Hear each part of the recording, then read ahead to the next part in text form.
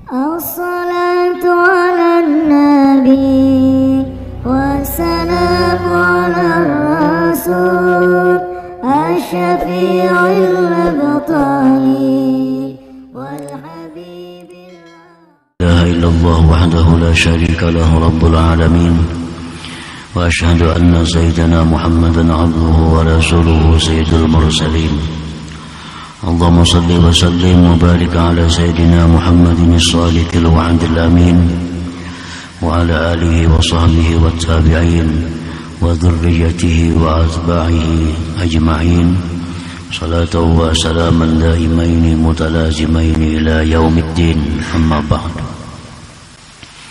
Yang kita hormati dan kita cintai para habaib,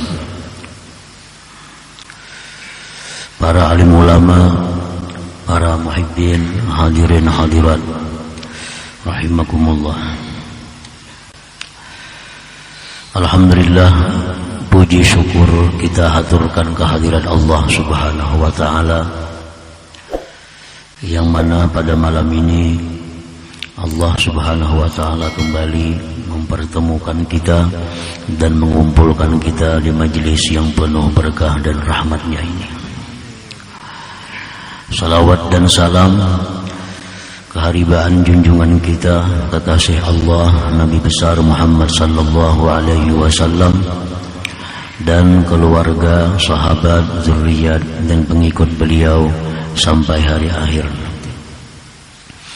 Para muhibbin rahimakumullah, al-hikmatu sabi'ata asyrata ba'dal mi'ah min al-hikamil ataiyah.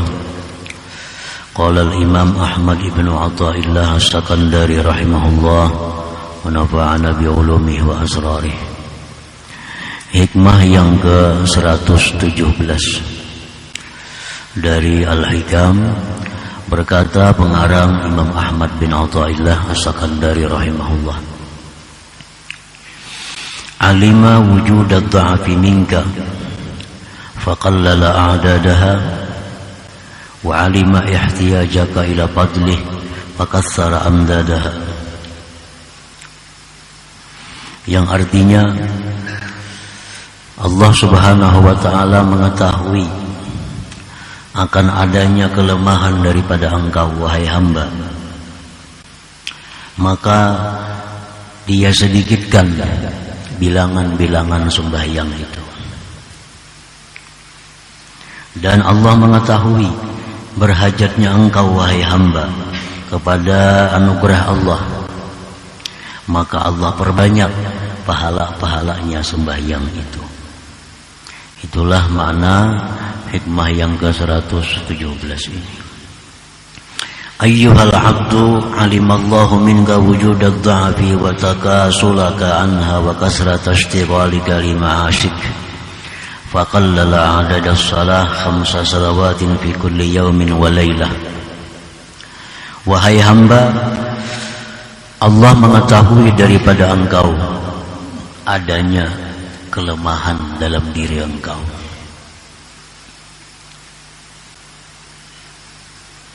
dan Allah mengetahui akan malasnya engkau daripada sembahyang itu, dan Allah mengetahui banyaknya kesibukan engkau untuk penghidupan engkau. Maka Allah sedikitkan bilangan-bilangan sembahyang 5 waktu dalam sehari semalaman.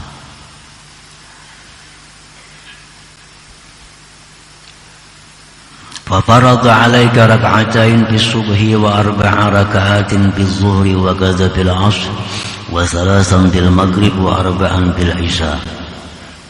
5 waktu dalam sehari semalam itu sudah sedikit, ditambah lagi dengan rakaat yang sedikit. Subuh cuma 2 rakaat, zuhur asar 4 rakaat,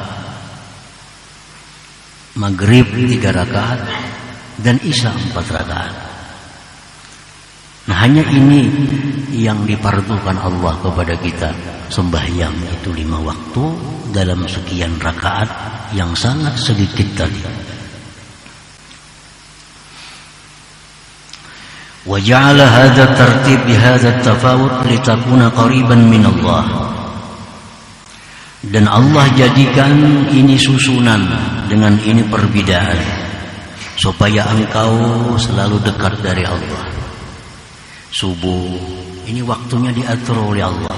Subuh, zuhur, asar, maghrib, isya. Ini waktu-waktu sudah diatur sedemikian rupa oleh Allah agar hamba ini selalu dekat dengan Allah. Agar hamba ini jangan jauh dari Allah, jangan lupa kepada Allah. Wa ma'lumun annaka idza addaita as-salah bi hadhihi surah la tajidu ta'aban bil ibadah wa lam tafutka maslahatul ma'isah. Dan maklum bahwa engkau bila menunaikan sembahyang dengan ini rupa, engkau tidak akan mendapati kesusahan pada beribadah. Susahlah kita beribadah cuma 2 rakaat subuh, 4 rakaat zuhur, 4 rakaat asar. Sesuatu yang sangat ringan, sesuatu yang sangat intim. La tajidu ta'aban bil ibadah, kamu tidak mendapati susah pada beribadah itu.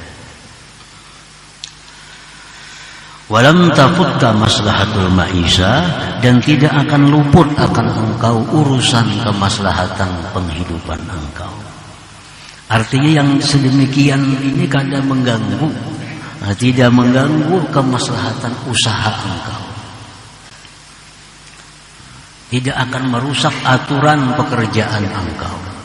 Orang jadi pegawai negeri dengan sembahyang yang sedikit ini tentu tidak akan mengganggu urusan kepegawaiannya. Bisa lawas nongkrong di warung 2-3 jam, ini merusak gawean kumpulan kantor itu. Kalau sembahyang ini kadang merusak. Zuhur cuma 4 rakaat, asar cuma 4 rakaat. Ini yang diminta Allah kepada hamba-Nya. Walam tafutka maslahatul ma'isah. Yang berdagang tidak akan merusak perdagangannya, tidak akan mengganggu kegiatan perdagangannya, hanya dengan 4 rakaat zuhur, 4 rakaat asar.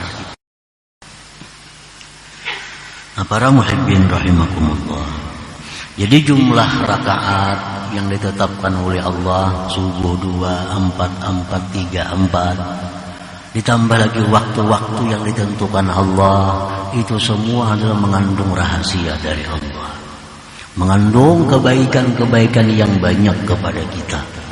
Dan itu diketahui oleh arbabul qulub wal basair, diketahui oleh orang-orang yang punya mata hati dan penglihatan batinnya. Kenapa Allah mewajibkan subuh 2? Itu ada rahasia yang besar, yang kebaikannya untuk kita. Kenapa zuhur mesti 4? Itu ada kebaikannya. Nah, para muhibbin rahimakumullah. Wa fi Iqazul Himam, dalam kitab Iqazul Himam disebutkan, famin lutfihi bik ayyuhal insan qallala a'dadaha ma'a sa'atiz zaman. Nah, setengah daripada kelembutan Allah dengan engkau wahai manusia, Allah sedikitkan bilangan sembahyang itu, ma'a sa'atiz zaman, serta luasnya masa. Nah, kalau kita hitung maghrib misal 5 menit, 5 menit kali 5 cuma berapa menit? 25 menit. Sedangkan waktu diberi Allah dalam sehari semalaman 24 jam. Nah, jadi kalau benar nang kada sembahyang itu durhaka benar lawan Allah, sangat durhaka kepada Allah. Dalam waktu 24 jam Allah minta cuma 20 menit menghadap Allah. Banyak nang kada sempat, banyak nang kada sempat. Ada yang sibuk dengan kantornya, ada sibuk dengan pertaniannya, ada sibuk dengan permainannya, ada sibuk dengan malasnya, ada sibuk dengan menganggurnya. Banyak yang melupakan Allah. Dan Allah minta cuma sekitar 20 menit dalam waktu 24 jam. Bukan main luasnya. Dan lagi Allah, daripada lembutnya Allah, sembahyang yang 4 ini, zuhur, asar, isya, itu kalau dalam keadaan musafir bisa dibikin 2 rakaat. 2 rakaat lagi. Waktunya bisa diatur, diubah-ubah dalam keadaan musafir. Nah, juga kita bayangkan rahmat Allah itu. Mana sudah sedikit, didikiti Tuhan lagi pulang 4 jadi 2. Waktunya yang zuhur boleh dibawa ke asar, yang asar boleh dibawa ke zuhur. Nah, daripada mudahnya Allah, daripada lembut sayangnya Allah kepada hambanya. Agar apa? Agar hamba ini jangan jauh dengan Allah. Agar hamba ini jangan berpaling dari Allah. Karena bila hamba itu jauh dari Allah, hamba ini pasti akan rusak. Karena Allah itu sumber kebaikan, Allah sumber kemuliaan, Allah sumbernya kebahagiaan, Allah sumbernya ketenangan. Kalau kita jauh dari sumber itu, kita akan susah. Nah, jadi Allah itu menghendaki, mengingini agar kita ini selalu dekat dengan sumber ketenangan, dengan sumber kekayaan, sumber kemuliaan. Nah, maka Allah wajibkan kepada kita sembahyang itu. Faja'ala 'alaika salatan fi awwali nahari syukran lima azharahu laka min bahiri anwarih waliyakuna nuhuduka ilaihi fi awwali qiyamik jabran lima hasala min ghaflatika fi tuli manamik. Allah menjadikan atas engkau sembahyang di awal siang, subuh. Subuh ini awal siang. Nah, sembahyang subuh itu dijadikan oleh Allah, diwajibkan kepada kita agar dijadikan sembahyang itu bentuk syukur kita kepada Allah. Syukur datangnya siang. Nah, karena siang ini 5 asik. Siang ini untuk penghidupan engkau. Nah, untuk menghadapi datangnya siang itu, Allah menyuruh kita untuk syukur dengan sembahyang subuh 2 rakaat itu. Nah, yang kedua, agar hari dimulai dengan ibadah. Agar hari itu dimulai dengan ibadah. Nah, yang ketiga, subuh itu menambal kelalaian kita di waktu tidur. Nah, kita berapa jam lupa kepada Allah dalam keadaan tidur. Nah, bangun salat subuh, ini subuh fungsinya adalah sebagai penambal dari lalainya kita kepada Allah selama tidur tadi. Nah, ini fungsinya sembahyang subuh itu. 1, syukur kepada Allah datangnya siang. Yang kedua, mengawali siang dengan ibadah. Yang ketiga, menutupi kelingahan, kelupaan kita kepada Allah di waktu tidur di malam hari tadi. Nah, maka itu subuh ini diletakkan oleh Allah di awal siang itu. Nah, para muhibbin rahimakumullah. Nah, kenapa Allah menjadikan subuh itu 2 rakaat? Di dalam kitab Hikmatut Tasyri' disebutkan, nah, karena itu waktu subuh itu waktu kita masih malas. Waktu masih malas, bangun guri, nah, masih ringkut lagi awal, mata kurup-kurup lagi. Nah, jadi Allah cuma mewajibkan 2 rakaat. 2 rakaat. Nah, dan lagi subuh sebagai pembuka. Nah, pembuka itu biasa kadang mau banyak, masih sedikit. makanan pembuka aja. Wadah-wadai kah, buah-buah kah, pun langsung nasi. Ada mau biasa makanan pembuka tuh sedikit gitu dulu. Nah kayaknya zuhur nang iyanya. Nah itu 4 rakaat. Nah ada sebagian ulama atau hukama yang menjelaskan demikian itu. Jadi orang yang tidak sembahyang subuh, orang yang tidak mensyukuri datangnya siang, orang yang tidak memulai harinya dengan ibadah, orang yang tidak menutupi kelalaiannya kepada Allah di malam hari itu. Karena fungsi subuh demikian. Wa ja'ala 'alaika salatan wasatan nahar ikhmadan 'anka lima azharahu bidzalika al-waqti min wuqudi nari. Allah jadikan atas engkau sembahyang di tengah siang. Allah wajibkan sembahyang zuhur. Itu antara lain fungsinya adalah memadamkan neraka yang dinyalakan untuk engkau. Nah, panasnya zuhur itu ujar Nabi min syiddati paihi jahannam, min syiddati paihi jahannam. Panasnya zuhur itu adalah merupakan bersangatan hembusan napasnya jahannam. Nah, padamkan jahannam itu dengan sembahyang 4 rakaat. Nah, para muhibbin rahimakumullah. Jadi orang yang meninggalkan sembahyang zuhur itu artinya orang yang nerakanya selalu bernyala untuk dirinya.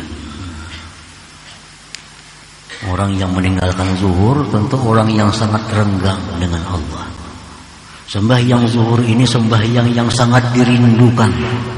Sangat dirindukan karena Allah mewajibkan zuhur setelah 6 jam dari subuh. Nah, orang-orang yang cinta kepada Allah, orang-orang yang hubungannya sangat bagus kepada Allah merindukan datangnya zuhur karena lama menunggu zuhur itu 6 jam. Dan Allah melarang sembahyang zuhur jam 10. Karena sudah ada waktu yang ditetapkan oleh Allah. Jadi sembahyang zuhur sembahyang yang merupakan maksukul arifin, sembahyang yang dirindukan oleh orang-orang yang kenal dengan Allah Subhanahu wa taala.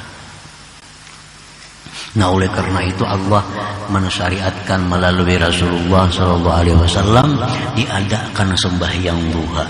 Nah, duha ini sembahyang orang yang sudah tidak tahan lagi menunggu kerinduannya kepada Allah, menunggu zuhur, duha. Yang mana abdal waktunya di 1/4 siang sekitar jam 9:30 atau jam 9.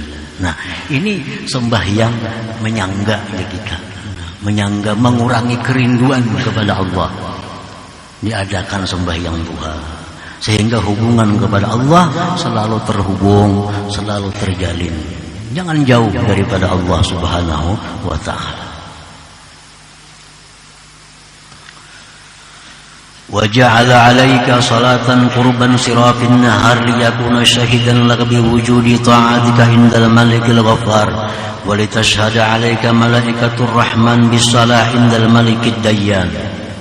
Kemudian lagi Allah menjadikan sembahyang, mewajibkan atas engkau sembahyang mendekati pulangnya siang. Ini siangnya hendak bulik. Kalau datangnya siang itu disambut dengan sembahyang subuh, maka buliknya siang ini diantar dengan sembahyang asar. Nah, sembahyang asar ini adalah sembahyang yang disaksikan oleh malaikat. Malaikat khusus artinya. Karena pada waktu asar itulah malaikat naik ke hadirat Allah Subhanahu wa ta'ala membawa amal ibadah hamba yang dilakukan pada siang hari. Nah, begitu malaikatnya naik kepada Allah, Allah yang maha tahu itu bertanya kepada malaikat, "Wahai malaikatku, bagaimana kau tinggalkan hamba-hambaku?" Malaikat menjawab, "Kami tinggalkan mereka dalam keadaan sembahyang asar." Nah, ini sembahyang yang disaksikan oleh malaikat. Nah, sembahyang asar ini menurut sebagian besar ulama merupakan sembahyang wusta, sembahyang yang paling afdal dari 5 waktu itu. Nah, sampai-sampai ada hadis Nabi yang mengatakan bahwa orang yang ketinggalan sembahyang asar ini adalah orang yang dihabiskan segala-galanya. Ini sembahyang asar. Artinya orang yang meninggalkan sembahyang asar ini mau berbuat apa saja. Ada orang membunuh anaknya.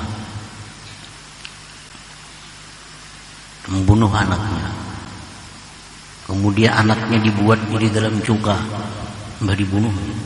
Dibuatnya dalam cuka. Cukanya dijualnya pulang. Cuka najis lagi nih. Macam-macam dosa diperbuatnya. Disampaikan kepada Rasulullah SAW tentang perilaku orang tadi. Ujar Rasulullah, itu orang kada sembahyang asar. Artinya orang yang tidak sembahyang asar, dia mau berbuat apa? Bisa membunuh, bisa menipu, bisa merampok, bisa apapun. Kalau orang yang meninggalkan sembahyang asar ini sembahyang yang khusus daripada sembahyang lainnya. Jadi sembahyang asar ini diibaratkan hidup kita itu laksana sembahyang penutup. Orang yang selalu menjaga sembahyang asar, orang yang selalu menjaga sembahyang asar pada waktunya, itu ada semacam alamat bahwa orang ini adalah husnul khatimah. Ada alamat husnul khatimah. Orang yang melalaikan asar, orang yang kadang sembahyang, kadang-kadang, orang yang kadang-kadang melewatkan asar dari waktunya, nah ini tanda-tanda orang ini su'ul khatimah. Karena asar ini penutup hari, penutup siang. Kalau penutup itu bagus, maka penutup umur kita pun bagus. Ini asar. وأوجب عليك صلاة بأول زمان الليل استفتاحا لذلك الزمان بوجود طاعتك كما استفتحت أول نهارك واستحفاظا لما يتوقع من عجائب الليل.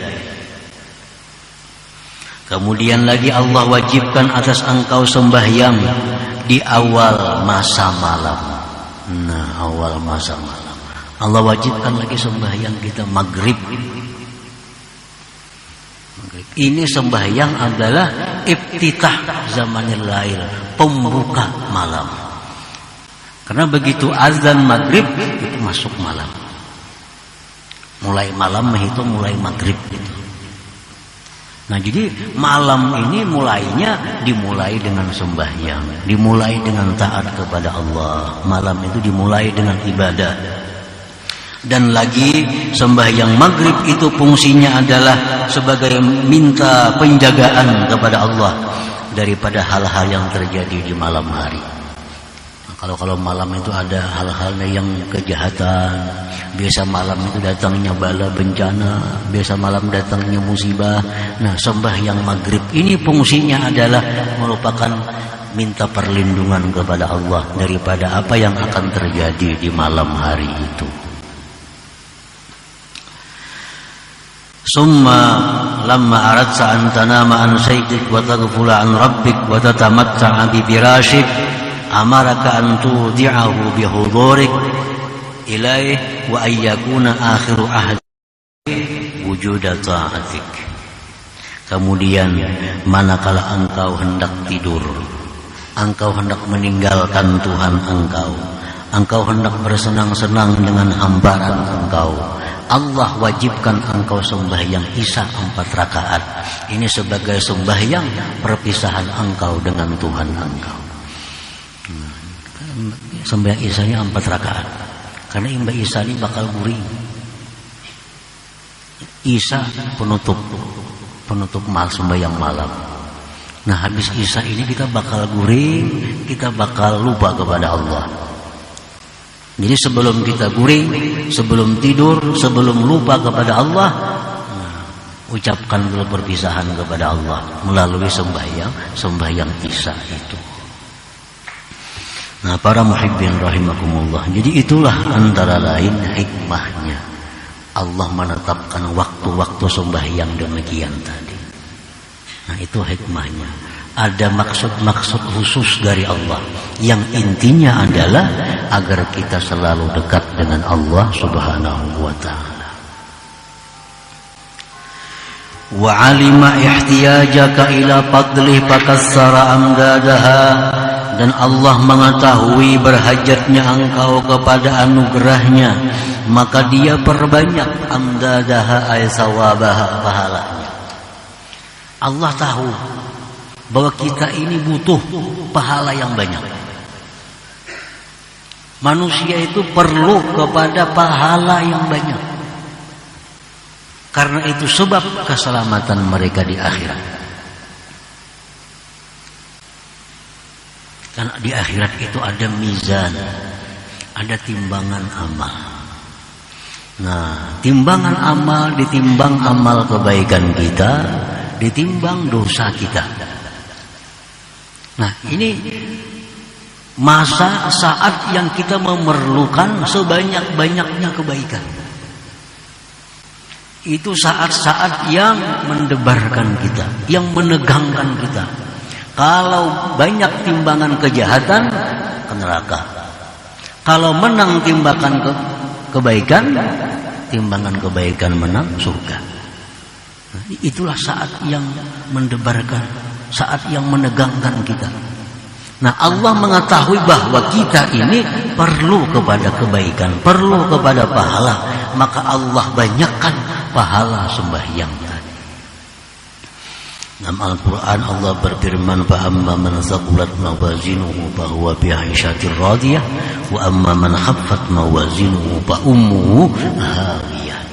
Orang yang berat timbangan kebaikan, walaupun sazarrah, artinya ini kebaikannya ini sedikit atau banyak, sedikit banyaknya, cuma banyak kebaikan. Bahwa bi aisyatir radiyah, dia akan hidup dalam keridhaan, dalam kesenangan. Wa amma man khaffat mawazinuhu, orang yang ringan kebaikannya walaupun sedikit, lebih banyak kejahatannya, fa ummuhu hawiyah, dia kembali ke neraka hawiyah.